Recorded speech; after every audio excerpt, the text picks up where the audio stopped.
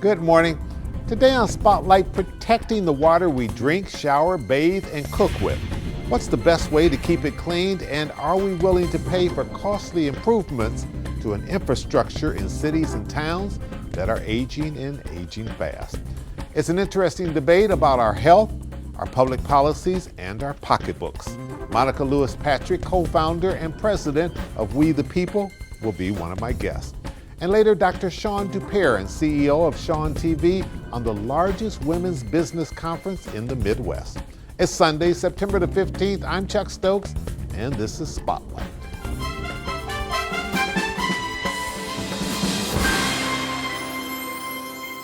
Monica, good having you. Good to be here with you. You have been called the water warrior. You've been, sometimes people call you the water troublemaker. You know, you probably have a few different hats. But you're a strong advocate for water and human rights and social justice. Take me back a little bit. When did your love of water, when did that develop? Does it go to your childhood or just something later in life? Well, I would say this. I always frame it that I didn't find water, water found me. Okay. And I'm so blessed. I had the opportunity to serve the Honorable Councilwoman Joanne Watson as a public policy analyst. And one of the first assignments— He was a long-time Detroit City Council member, for those who can't remember. Oh, but, yeah, please Google. Those of us who've been around for a while, we remember her very well. Yes, sir. And so just through her leadership and tutelage, in 2010, she gave me an assignment because at that time we were very concerned about the privatization of Detroit Water and Sewage Department to head up an organized event in Lansing called Hands Off Our Water. And that was my first introduction to some of the policies and some of the things that were driving the increase of water rates in the city of Detroit. But you grew up around water, right? Way back in Tennessee? I did. I grew up on the Holston River that feeds into the Tennessee River. And we were right there in walking distance of that river. But that river also sits right near Eastman Chemical Company, which we knew had been a major polluter. And so we were always leery of the quality of that water, even though we loved to go down by the river and fish and have a fish fry and a cookout. So yes, I've always loved it. If you had to look at how we're doing as a city right now in terms of water and protecting our water and making sure that people have clean water, how are we doing? Give us a good grade, high marks, or not so good? Well, we're still failing. And the reason we're failing is because we're not asking the right questions and we're not targeting the right solutions. Part of where we've been challenged is even getting our own water department to admit that there are challenges in reporting because there were gaps. During our emergency management years, what we found is that there was little oversight. There was major confusion in terms of who was responsible and who was going to report. There was defunding of certain programs. There were quasi public-private pacts made where part of that goes to the privatization. It does. It does. So you look at the Department of Health and Human Services, you look at the Health Department. These were the entities that served to some degree look at the quality of our water, monitor public health impacts. And so when we didn't have the full robust investment in entities that were charged to oversee the public health of the city of Detroit, then what we began to see is that no one was answering to what we were seeing in terms of public health upticks in public health impacts. And so as we asked these questions, the water department continued to tell us about the customers that still could pay. The customers I'm talking about are the tens of thousands of Detroiters that are living on a fixed income that have lost a significant part of their pensions that cannot pay.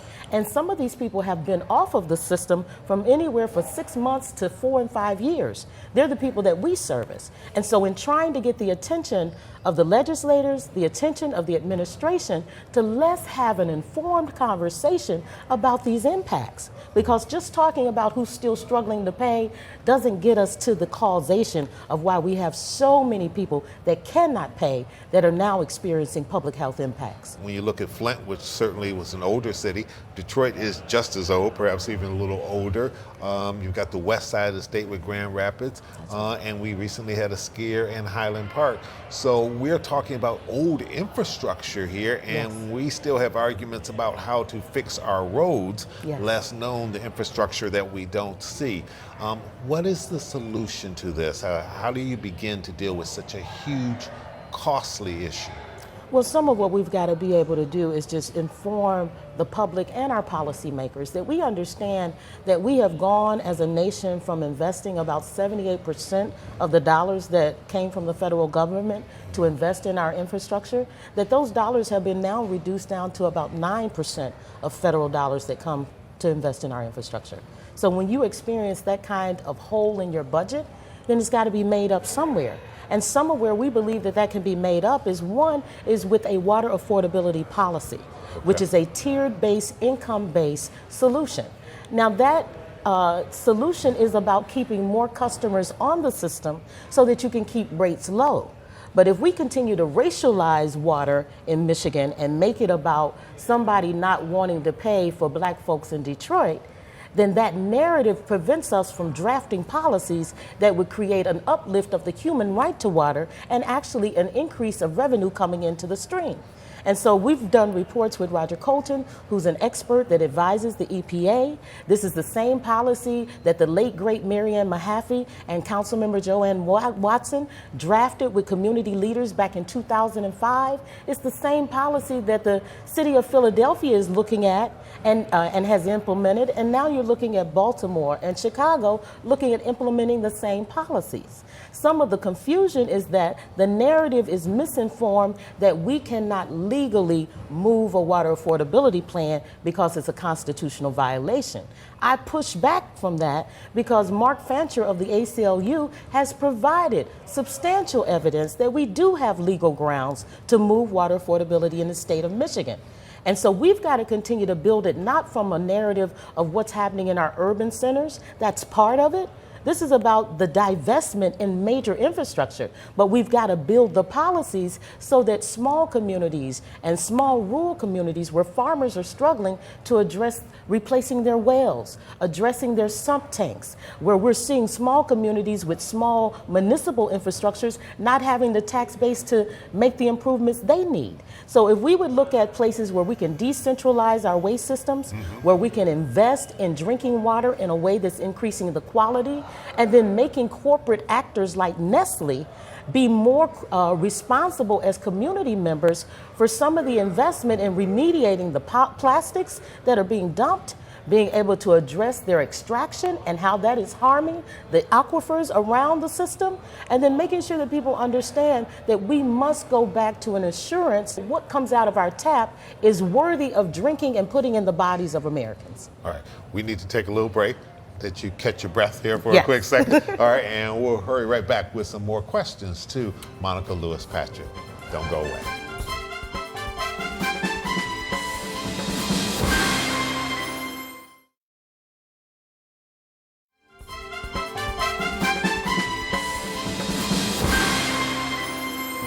The River Network. What is the River Network? You also have a leadership role with it as well. And for those who don't understand its role, what is it? The River Network is a national collaborative space of bringing together advocates, experts, and academics that work on water to be able to weigh in not only on policies, but technology, best practices.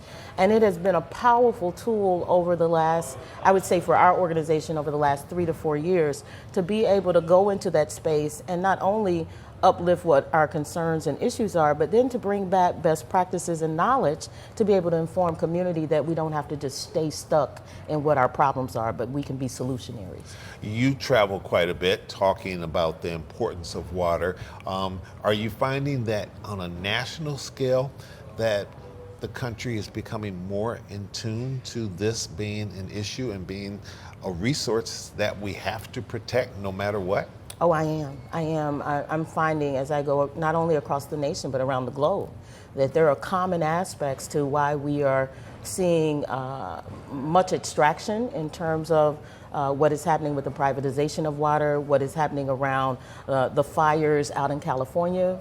What we believe, based on science, is that the extraction of the aquifers by privatizing water and pulling it out of the aquifers left a lot of those huge cypress trees without enough water to sustain themselves. Sucking that water out of the aquifers actually creates the ground floor of that forestry, their moisture base. And so when you pull it out for your extraction and the commodification of water, you're actually creating an imbalance. Same thing is happening in the Amazon with the fires that are happening there. That's happening because developers have decided that they want to come in and start soybean farming. And so instead of being able to do it in a way that's equitable and fair, that is not extractive and harmful, big business and corporate interests is superseding the best interests of people that live in those areas. Are you finding that the candidates are talking about this issue in the way you would like for them to be addressing this issue? Or is this something that doesn't seem to even be on their radar in a significant way?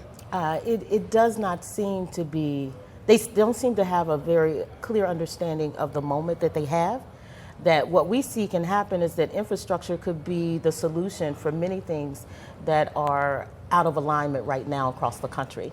If we would look at infrastructure, and this came out of work that I did with Councilmember Watson's office, is that HUD Section 3, which is a model that was implemented in several major cities several years ago. It was actually drafted and created by, over 45 years ago, by the Honorable John Conyers. He actually drafted the policy. But Councilmember Watson saw it as a way to create jobs, training, and contracts, not only in Detroit, but it could be a model for the nation. We have been able to get Healing Our Waters, which is another collaborative large group of leaders from around the Great Lakes, to actually embrace HUD Section 3 as a model that we could apply to infrastructure so that we were creating jobs and opportunities all across the nation. Our infrastructure right now, we're looking at about $4.5 trillion that we need to address infrastructure across the nation. There's only been about 1.74 dedicated through Congress. So that's a major hole, and what it should say to us is somebody is either not thinking about whether we can drink our water, or they've already decided we can't drink it. Coming up, why Monica Lewis Patrick believes shutting off water should be a national security issue. We'll be right back.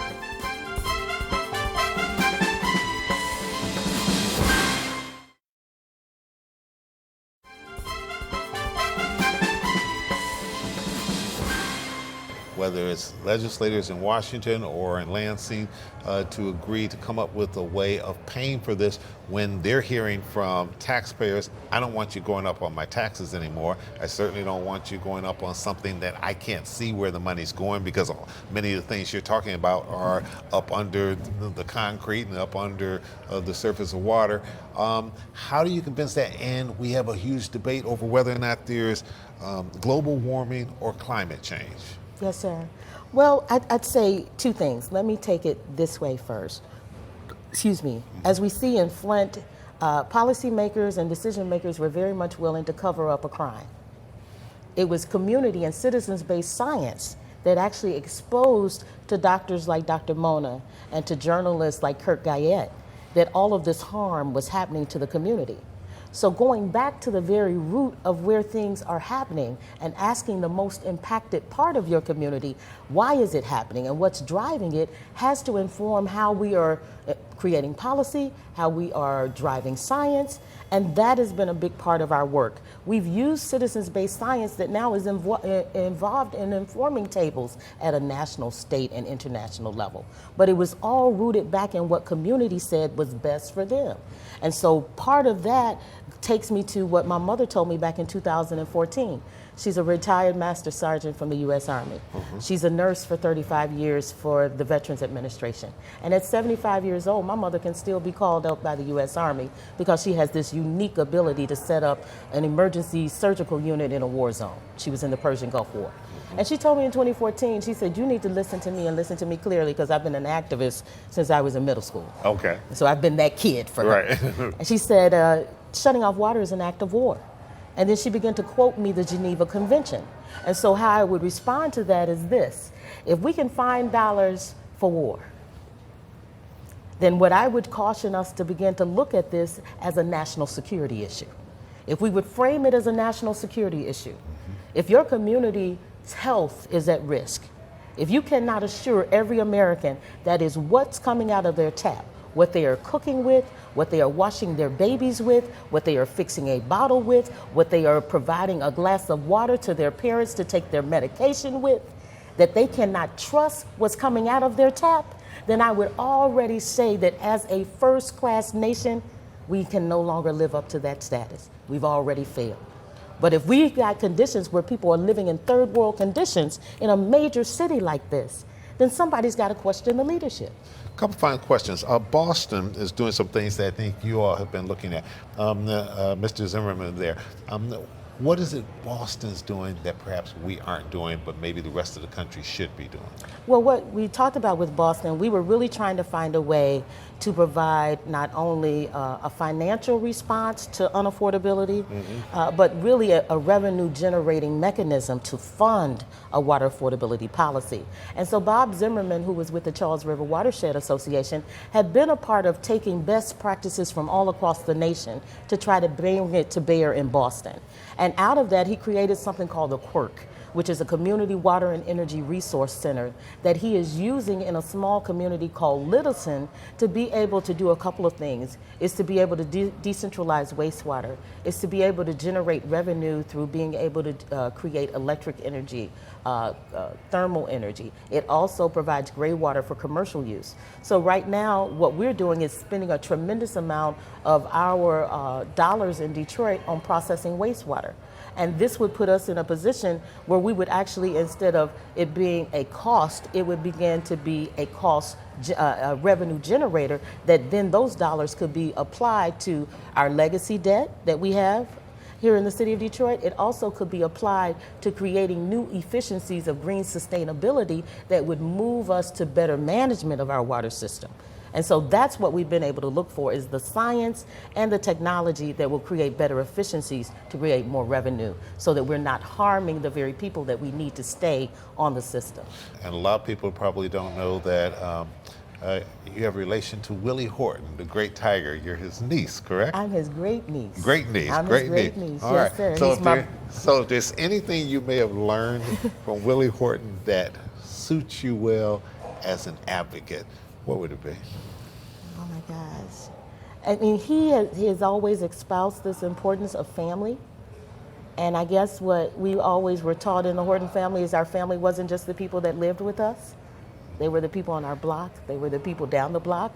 And he always talks about my grandmother, Mama. Most people in the block called her Miss Sis. Okay. And Miss Sis was known to have these 18 children, but always able to feed some more. Monica Lewis Patrick, thank you so much for joining us. It's been an honor. It's been an honor. Keep up the good fight. Thank you. And stay in touch with us and let us know if there's anything we can do on our end to help get the exposure out of all the things that you're involved in. I appreciate you. When Spotlight returns, Dr. Sean Duperrin on the largest women's business conference in the Midwest. We'll be right back.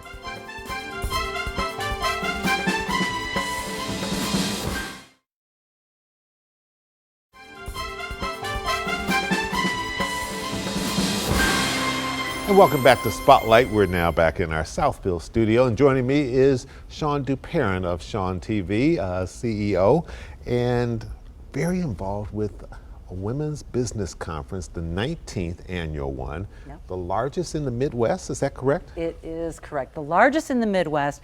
You know, this was a little idea for Women Business Enterprises, WBEs, for Michelle Richards, the executive director. She started it all. Yeah. 35 years ago. That wasn't very popular back then. No, it was like a glint in her eye, and she started this tribe of women business owners along with corporations to help with funding, to help with mentoring, to help with training, and we've evolved. That glass ceiling is breaking, because if you look nationally, only 5% of WBEs have annual sales of $1 million or more.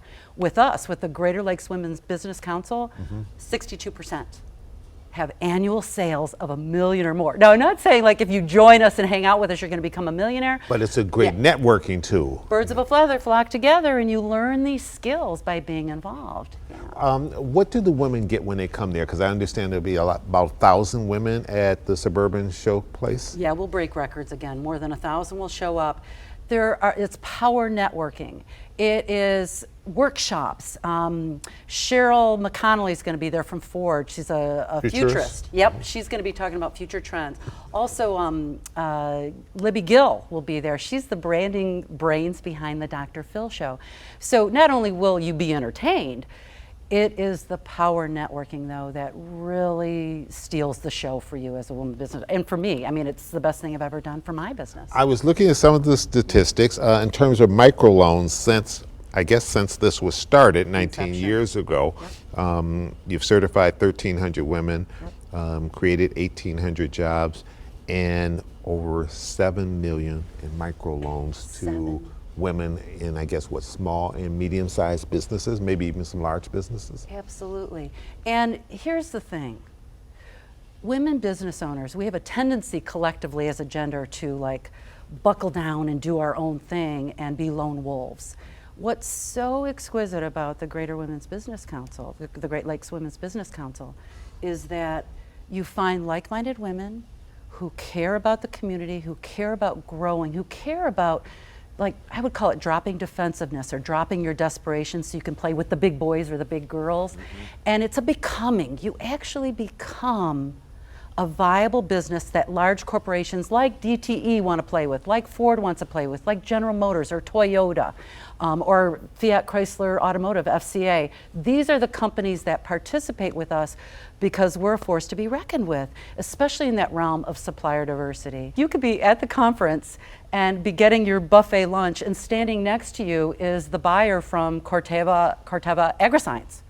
And you have personal access to these folks that have million-dollar budgets, multi-million-dollar budgets, and it's all about that relationship building. Well, I imagine it's a common audience with continuity there, and everybody is focused on the same thing, trying to see what you can do to grow your business. Yeah, and you know, the other added bonus is if you're a corporation, corporations come too, because they are finding these viable women-owned business enterprises, because we have quotas to meet. We want to be diverse companies. A lot of the companies that play with us. So it's almost one-stop shopping for them too. Yes. You got everybody up under a roof, and you may run into somebody that say, oh boy, I need to recruit them to the major business that I'm involved with. And you know, besides that, it's also the mentoring too. I look at like Michael Robinson of IBM. He took me under his wing several years ago. He says, don't do that, that is weird. You need to look at this, look at your capability statement. So you're mentored by these corporations that are really fighting for you to win. And so like these, it's just exquisite. The dates are September 23rd through the 24th, so it's coming up in just a little over a week or so.